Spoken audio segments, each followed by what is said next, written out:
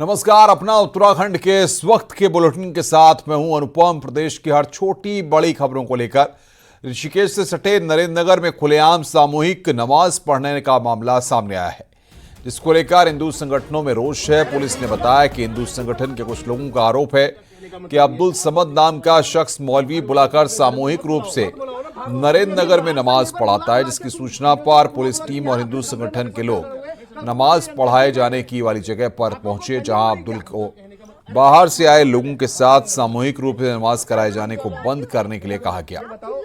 हिंदू संगठन के लोगों ने चेतावनी दी है कि यदि सामूहिक नमाज को बंद नहीं किया गया तो हर शुक्रवार को वहां पर हनुमान चालीसा का पाठ किया जाएगा।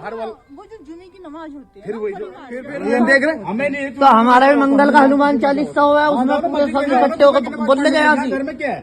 नहीं, एक आप बताओ, इसको आपको जमीन किसने बेची है? भैया जो हमारे घर के बड़े हैं ना, आप उनसे बात करो। हम ये बोल रहे हैं, कहाँ पर है उनकी दुकान? है किन की दुकान? हमारे बाजार में दुकान है। दुकान है किस? देहरादून में विश्व दिव्यांग दिवस पर कार्यक्रम का आयोजन किया गया। सीएम धामी ने 89 दिव्यांग जनों को सम्मानित किया और राज्य स्तरीय दक्षता पुरस्कार दिया। इस मौके पर सीएम धामी ने कहा कि राज्य के सभी दिव्यांगों को निःशुल्क उपकरण दिए जाएं। इसके लिए जिलों में स्पेशल कैंप लगाए जाएं। साथ ही दिव्यांग छात्रों को निःशुल्क ऑनलाइन आईएएस की कोचिंग व्यवस्था कराने की भी घोषणा की। सीएम धामी ने कहा कि राज्य में दिव्यांग जनों को अलग अलग तरीके से 5 पेंशन दी जा रही हैं और छात्रों को छात्रवृत्ति भी दी जा रही है। हमारी सरकार द्वारा दिव्यांगजनों को अलग अलग कैटेगरी में विभिन्न प्रकार की 5 पेंशनें इस समय दी जा रही हैं, जिनके माध्यम से प्रदेश के करीब 1 लाख दिव्यांगजन, दिव्यांग भाई बहन लाभान्वित हो रहे हैं। वर्तमान में प्रदेश में दिव्यांगजनों को प्रति माह 1500 रुपये पेंशन तथा जन्म से दिव्यांग बच्चों को माता पिता के 18 वर्ष तक प्रति माह 700 रुपये का भरण पोषण अनुदान दिया जा रहा है। ग्रामीण क्षेत्रों में कृषि कार्य करने पर दुर्घटना वश दिव्यांग हो जाने पर 1200 रुपये प्रति माह की पेंशन दी जा रही है। मंगलवार को सचिवालय में मुख्यमंत्री पुष्कर सिंह धामी से राज्य भर से आए ब्लॉक प्रमुख और प्रधान संगठन के विभिन्न पदाधिकारियों ने मुलाकात की। उन्होंने मुख्यमंत्री से जिला पंचायतों में अध्यक्षों को ही प्रशासक बनाए जाने की तरह ब्लॉक प्रमुखों और ग्राम प्रधानों को भी प्रशासक के रूप में नामित किए जाने की मांग की। सीएम धामी ने इसे लेकर भरोसा दिया है। हालांकि सरकार ने ब्लॉक प्रमुख की जगह एसडीएम और ग्राम प्रधान की जगह एडीओ पंचायत को प्रशासक नियुक्त कर दिया है।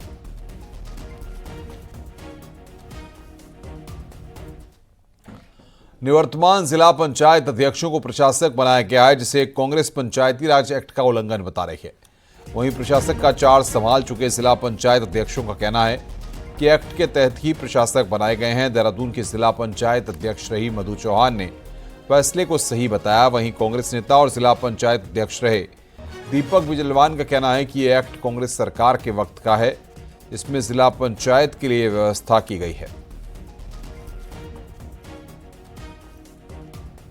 राज एक्ट की धारा 102 ख ये कहती है कि जब कभी भी जिला पंचायत का विघटन होगा, किसी कारणवश यदि चुनाव नहीं हो पाते हैं तो राज्य सरकार किसी भी व्यक्ति को प्रशासक के रूप में नियुक्ति दे सकती है। और आज माननीय धामी जी ने उसी पंचायत राज एक्ट का पालन करके जो निवर्तमान जिला पंचायत के अध्यक्ष है उन सभी लोगों को जो है प्रशासक के रूप में नियुक्ति दी है। पंचायती राज एक्ट जो 2016 में पास हुआ है और तत्कालीन जो गवर्नमेंट थी कांग्रेस की हमारी, उन्होंने ये एक्ट निकाला है और उस एक्ट में साफ लिखा हुआ है कि 102 ख में कि आप जिला पंचायत के परिप्रेक्ष्य में इसको लागू कर सकते हैं और वो सरकार के विवेक पर है कि सरकार किसको प्रशासक रखती है।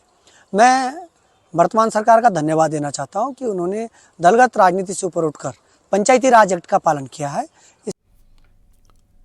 उत्तरकाशी के डुंडा ब्लॉक के गौरसाड़ा गांव के इंद्रमणि होठियाल साल 2018 में रोजगार के लिए सऊदी अरब गए थे। परिवार का कहना है कि वहां के किसी मामले में उन्हें 1 साल की सजा सुनाई गई और 1 साल की सजा काटने के बाद भी उन्हें भारत नहीं आने दिया जा रहा है और वहां की सरकार और जिस कंपनी में वो काम करते थे वो वापस नहीं लौटने दे रहे हैं, जिसके चलते यहां उनके परिजन परेशान हैं।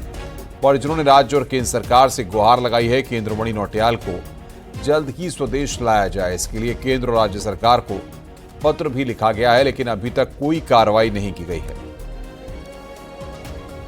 मेरे पिता 2018 में सऊदी अरब गए थे रोजगार के लिए। वहाँ उनके साथ एक छोटा सा हादसा हो गया था, जिसकी वजह से उन्हें 1 साल की सज़ा भी हुई।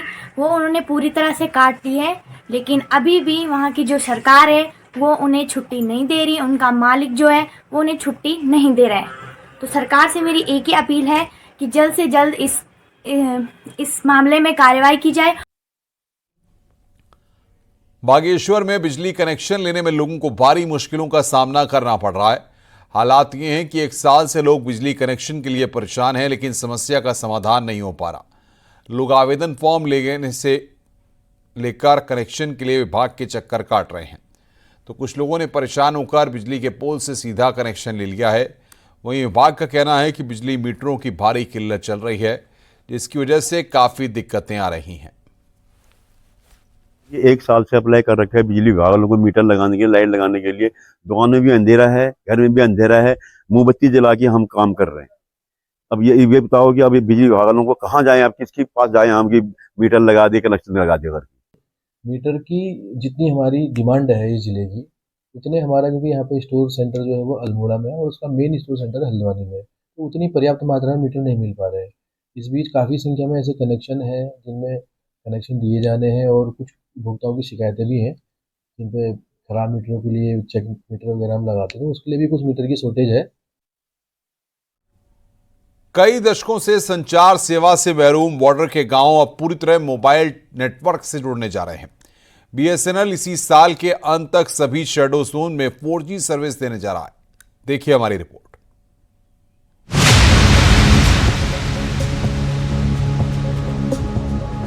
चीन और नेपाल बॉर्डर पर बसे दर्जनों गांव आज भी ऐसे हैं जहां मोबाइल तो दूर फोन सर्विस भी नहीं है।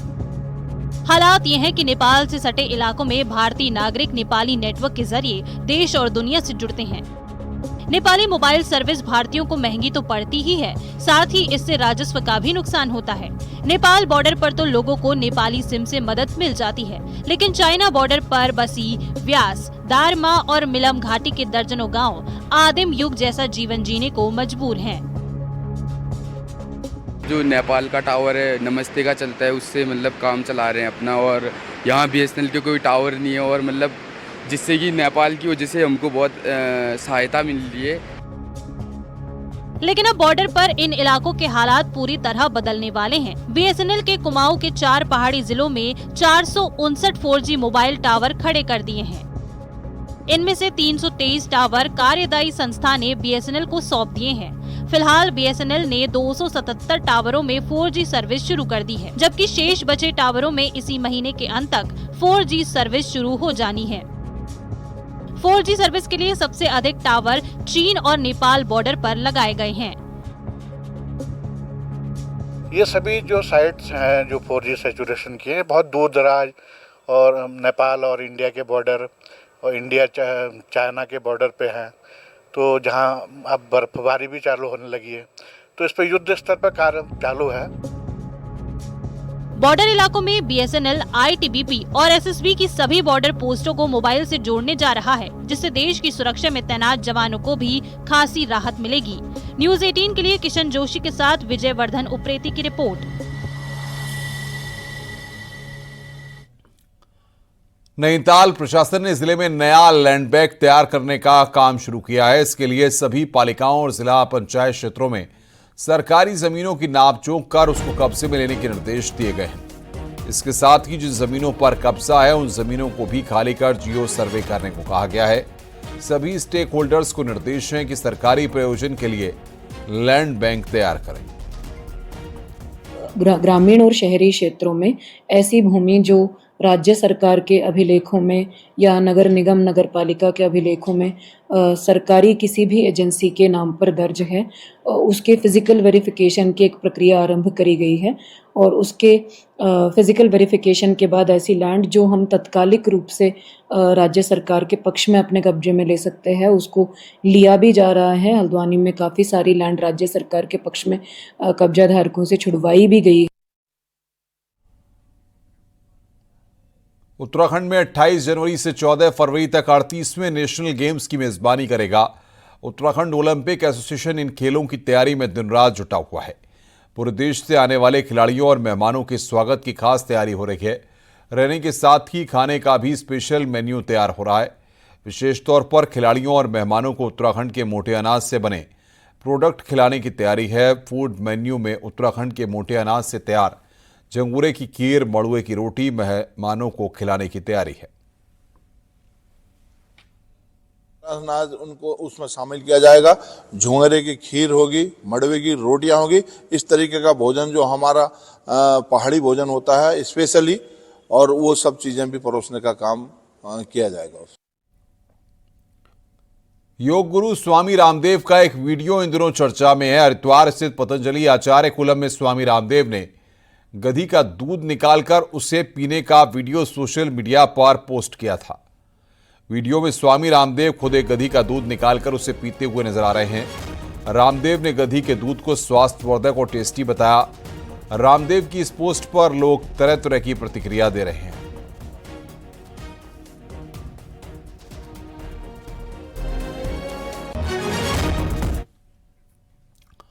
उत्तराखंड के पहाड़ों में जंगली जानवर आतंक का दूसरा नाम बन चुके हैं। हालात ये हैं कि अब सियासी गलियारों में भी इन पर सुगबुगाहट तेज हो गई है। बीजेपी के एक विधायक ने तो इस मसले पर विधानसभा का एक दिन का विशेष सत्र बुलाने तक की मांग उठा डाली है, और ऐसा नहीं किया तो विधानसभा की कार्रवाई से दूर रहने का भी ऐलान कर दिया।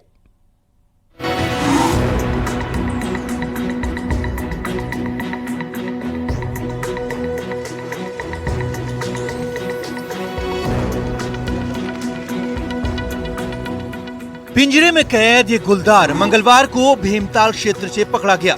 25 नवंबर को इस गुलदार ने एक महिला को मार डाला था। 27 नवंबर को टिहरी में एक नरभक्षी गुलदार को शूट कर दिया गया था। 3 बच्चों की जान लेने वाला ये गुलदार 4 महीने से दहशत की वजह बना हुआ था। रुद्रप्रयाग के जखोली ब्लॉक में भी गुलदार की दहशत बनी हुई है। ये महज हफ्ते भर की घटनाएं हैं। यहाँ हर दिन कहीं ना कहीं जंगली जानवरों के हमले की खबरें आती रहती हैं।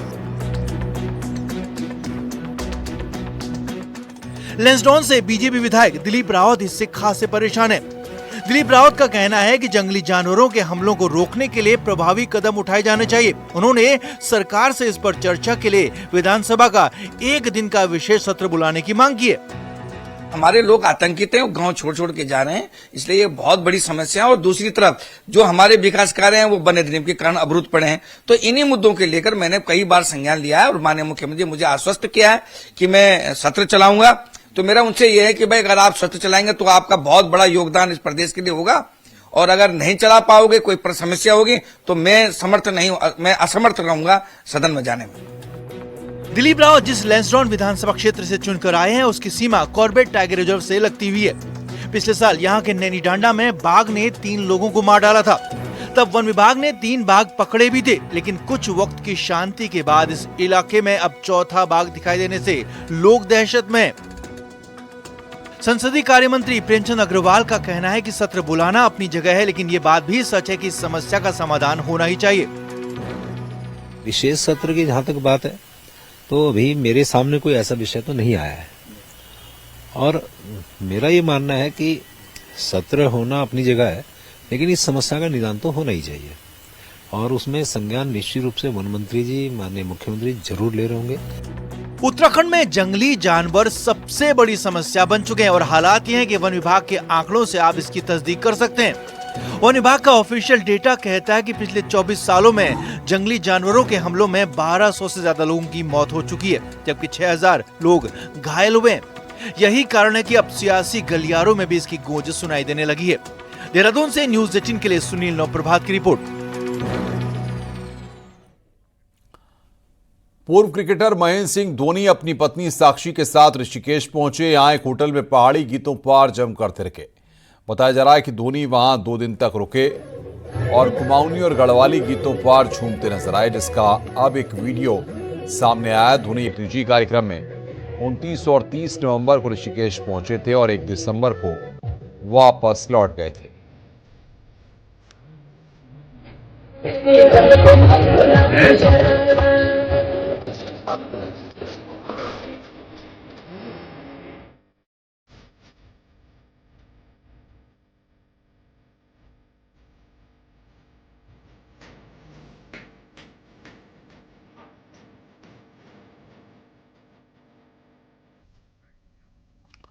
हरिद्वार में फिरौती के लिए व्यापारी को अगवा करने वाले युवकों को पुलिस ने धर दबोचा है। ये युवक पैसे नहीं मिलने पर व्यापारी को छोड़कर भाग गए थे। रुड़की में पुलिस ने जमीन की धोखाधड़ी करने वाले 2 आरोपियों को गिरफ्तार किया। दोनों जमीन की खरीद फरोख्त में कई लोगों के साथ ठगी कर चुके थे। भीमताल में लगातार मिल रही शिकायतों के बाद कमिश्नर कुमाऊं ने निरीक्षण किया। इस दौरान बिल्डर द्वारा किए जा रहे निर्माण में कई खामियां पाई गई। उत्तराखंड में भू कानून की मांग को लेकर विभिन्न तहसीलों में प्रशासनिक लोगों से सलाह ली जा रही है, जिससे पहाड़ में जमीनों की खरीद पर पूर्ण तरीके से रोक लगाई जा सके। रुड़की में किसानों की अम्बावात गुट ने अपनी मांगों को लेकर नाराजगी जताई और अधिकारियों पर किसानों के प्रति खराब व्यवहार करने का आरोप लगाया। देहरादून के जॉलीग्रांट एयरपोर्ट को इंटरनेशनल बनाने की कवायद तेज हो गई है, जिसके लिए प्रभावित लोगों के साथ साथ प्रशासन ने मीटिंग की। चमोली के डीएम ने जिलास्तु में तहसील दिवस का आयोजन किया, जिसमें 35 लोगों ने अपनी शिकायतें दर्ज कराई। पिथौरागढ़ में डीएम ने अम्ब्रेला टास्क फोर्स की मीटिंग की, जिसमें बाल श्रम, नशा मुक्ति और बेटी बचाओ बेटी पढ़ाओ जैसे कार्यक्रमों की समीक्षा की। देहरादून में दिव्यांग दिवस पर 1 दिव्यांगों का सम्मान किया गया। इस मौके पर दिव्यांगता को रोकने के प्रयास करने की बात कही गई। चमोली में राजकीय नर्सिंग कॉलेज पटियालधार को अब पोस्ट ग्रेजुएट क्लास चलाने की अनुमति मिल गई है। अब 25 सीटों के साथ क्लास चलाई जाएगी।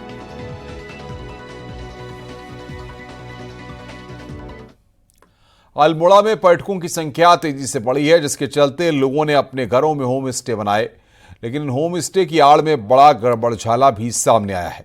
देखिए रिपोर्ट।